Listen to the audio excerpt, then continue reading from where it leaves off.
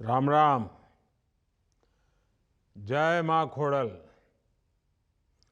કેમ છો બધા?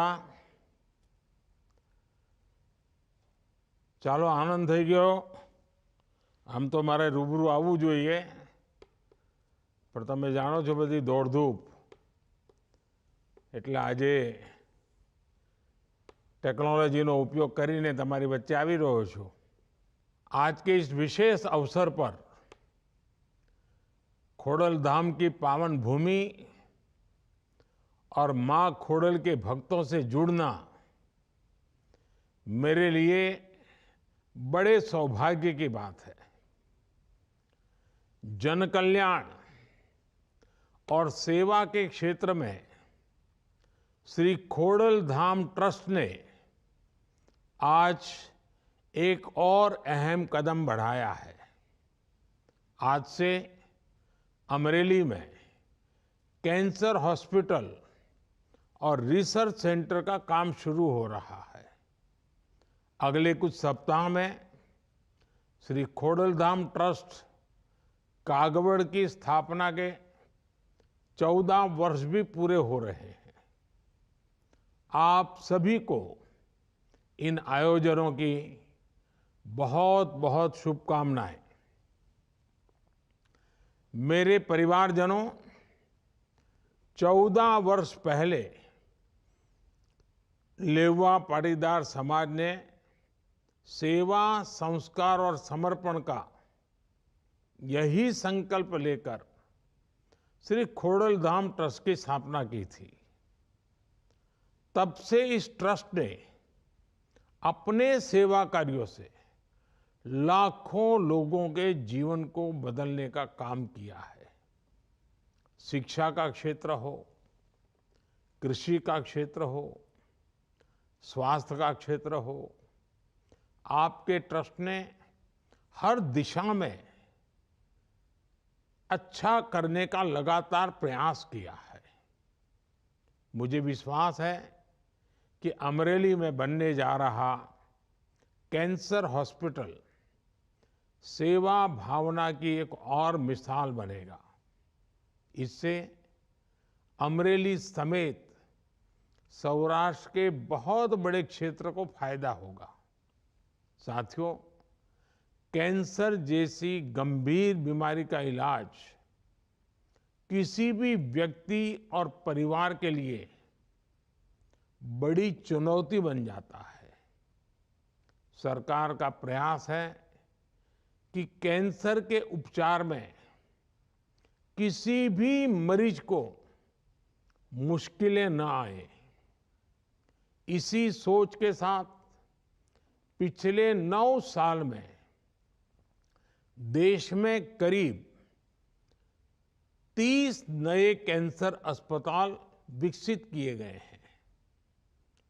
10 नए कैंसर अस्पताल पर अभी काम चल रहा है. साथियों, कैंसर के इलाज के लिए भी बहुत जरूरी है कि कैंसर का सही समय पर पता चल जाए. अक्सर हमारे गांव के लोगों को जब तक कैंसर का पता चलता है तब तक बहुत देर हो चुकी होती है, शरीर में काफी फैल चुका होता है. ऐसी स्थिति से बचने के लिए ही केंद्र सरकार ने गांवों के स्तर पर 1.5 लाख से ज्यादा आयुष्मान आरोग्य मंदिर बनवाए हैं. इन आयुष्मान आरोग्य मंदिरों में कैंसर समेत कई गंभीर बीमारियों को शुरू में ही पकड़ने पर जोर दिया जा रहा है. जब कैंसर का पहले पता चल जाता है तो उसके इलाज में डॉक्टरों को भी बहुत मदद मिलती है. केंद्र सरकार के इस प्रयास से महिलाओं को भी बहुत फायदा हुआ है. सर्वाइकल कैंसर हो, ब्रेस्ट कैंसर हो, इसकी शुरुआती जांच में आयुष्मान आरोग्य मंदिर अहम भूमिका निभा रहे हैं। साथियों, पिछले 20 वर्षों में गुजरात ने स्वास्थ्य के क्षेत्र में अभूतपूर्व प्रगति की है। आज गुजरात भारत का बड़ा मेडिकल हब बन रहा है। 2002 तक गुजरात में सिर्फ 11 मेडिकल कॉलेज थे। आज उनकी संख्या बढ़कर 40 हो गई है। 20 सालों में यहां एमबीबीएस सीटों की संख्या बढ़कर करीब 5 गुना हुई है। पीजी सीटों की संख्या में भी करीब 3 गुना बढ़ोतरी हुई है। अब तो अपने राजकोट में एम्स भी है। 2002 तक गुजरात में सिर्फ 13 फार्मेसी कॉलेज थे। आज उनकी संख्या 100 के आसपास हो गई है। 20 वर्षों में डिप्लोमा फार्मेसी कॉलेजों की संख्या भी 6 से बढ़कर 30 के आसपास पहुंच गई है। गुजरात ने स्वास्थ्य के क्षेत्र में बड़े सुधार का मॉडल पेश किया है। यहां गांव-गांव में कम्युनिटी हेल्थ सेंटर्स खोले गए। आदिवासी और गरीब इलाकों तक स्वास्थ्य सुविधाएं पहुंचाई गई। गुजरात में 108 एम्बुलेंस की सुविधा पर लोगों का भरोसा लगातार मजबूती हुआ है। मेरे परिवारजनों, देश के विकास के लिए भी आवश्यक है कि देश के लोग स्वस्थ हो, सशक्त हो। खोड़ल माता के आशीर्वाद से आज हमारी सरकार इसी सोच पर चल रही है। गंभीर बीमारी में गरीबों को इलाज की चिंता न करनी पड़े, इसलिए हमने आयुष्मान भारत योजना शुरू की थी। आज इस योजना की मदद से 6 करोड़ से ज्यादा लोग अस्पताल में भर्ती होकर अपना इलाज करा चुके हैं। इसमें बड़ी संख्या कैंसर के मरीजों की भी रही है। अगर आयुष्मान भारत योजना ना होती तो इन गरीबों को 1 लाख करोड़ रुपए का खर्च खुद करना पड़ता। हमारी सरकार ने 10,000 जन औषधि केंद्र भी खोले हैं, जहां लोगों को 80% डिस्काउंट पर दवाइयां मिल रही हैं। अब सरकार पीएम जन औषधि केंद्रों की संख्या को बढ़ाकर 25,000 करने जा रही है। सस्ती दवाइयों की वजह से मरीजों के 30,000 करोड़ रुपए खर्च होने से बचे हैं। सरकार ने कैंसर की दवाइयों के दाम भी नियंत्रित किए हैं, जिनका लाभ अनेकों कैंसर मरीजों को हुआ है।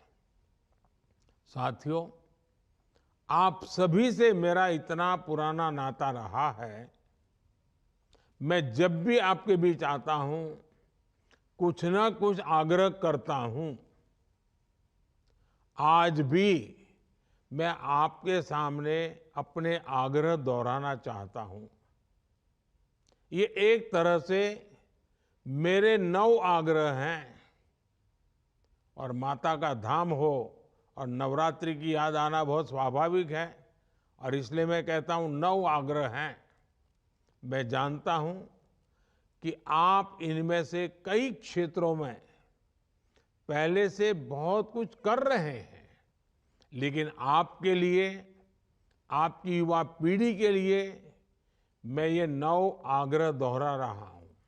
पहला, पानी की बूंद बूंद बचाइए और जल संरक्षण के लिए ज्यादा से ज्यादा लोगों को जागरूक करिए। दूसरा, गांव-गांव जाकर लोगों को डिजिटल लेन-देन के प्रति जागरूक करिए। तीसरा, अपने गांव, अपने मोहल्ले, अपने शहर को स्वच्छता में नंबर 1 बनाने के लिए काम करिए। चौथा, जितना हो सके आप लोकल को, स्थानीय प्रोडक्ट्स को प्रमोट करिए। मेड इन इंडिया प्रोडक्ट्स का ही इस्तेमाल करिए।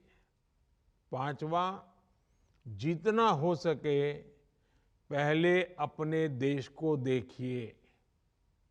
भ्रमण करना है तो देश में भ्रमण करिए, अपने देश में घूमिए, अपने देश के पर्यटन को बढ़ावा दीजिए। छठा, प्राकृतिक खेती के प्रति किसानों को ज्यादा से ज्यादा जागरूक करते रहिए। मेरा 7वां आग्रह है, मिलेट्स को, श्री अन्न को, हमारे यहाँ जो बाजरा और ज्वार खाते हैं ना, श्री अन्न को अपने जीवन में शामिल करिए। इसका खूब प्रचार प्रसार करिए। मेरा 8वां आग्रह है, फिटनेस, योग हो, स्पोर्ट्स हो, उसे भी अपने जीवन का अभिन्न हिस्सा बनाइए। मेरा 9वां आग्रह है, और ये मैं मानता हूं कि हमारी नई पीढ़ी को ध्यान में रखते हुए आप सब से मेरा ज्यादा आग्रह है, किसी भी तरह की ड्रग्स और नशे की लत से बिल्कुल दूर रहिए। अपनी युवा बच्चों को बचाइए, इन्हें अपने जीवन से दूर रखिए। साथियों, मुझे विश्वास है आप सब अपने हर दायित्व को पूरी निष्ठा और सामर्थ्य से पूरा कर सकते हैं और करते रहेंगे। अमरेली में बनने जा रहा कैंसर हॉस्पिटल भी सर्व समाज के कल्याण का उदाहरण बनेगा।